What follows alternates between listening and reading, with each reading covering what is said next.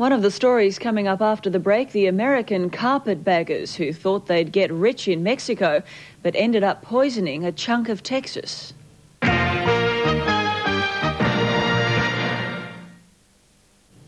Australia went a bit crazy today. Dust, wind and snow were flying around the place. And coming up shortly, the trashing of Mount Fuji.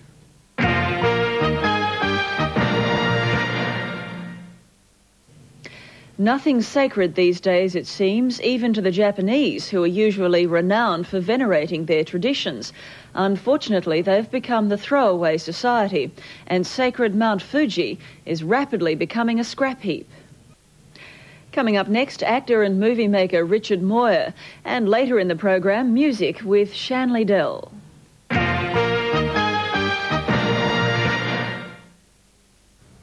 Welcome back. The deaths of dozens of Aborigines while in police custody has prompted outrage throughout Australia in recent years and resulted in a royal commission. Now a film, to be released later this month, tackles this extremely sensitive issue in a dramatic and thought-provoking way. Richard Moir produced the film and joins me now. Welcome to you. Thanks, Tracy. Richard, you started your career as a film editor, then you became an extremely famous actor, and now you're a producer. Do you feel that you were perhaps destined always to spend your life behind the camera? Well, I mean, going from film editing to acting to producing is a fairly natural progression. A grey and complex area. Well, all the very best, and let's hope it does well. Thank you, Tracy. Richard, thanks for your time. Thank you. And we'll be back with more after the break.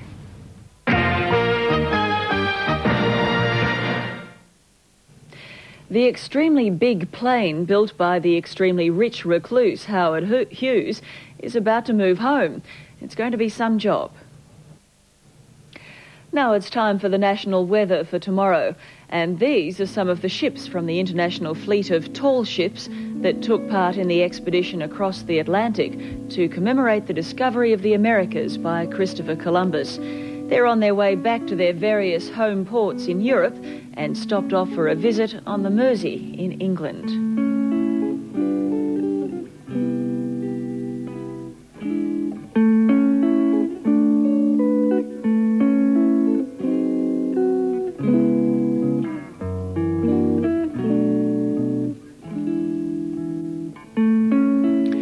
And that is the news for tonight.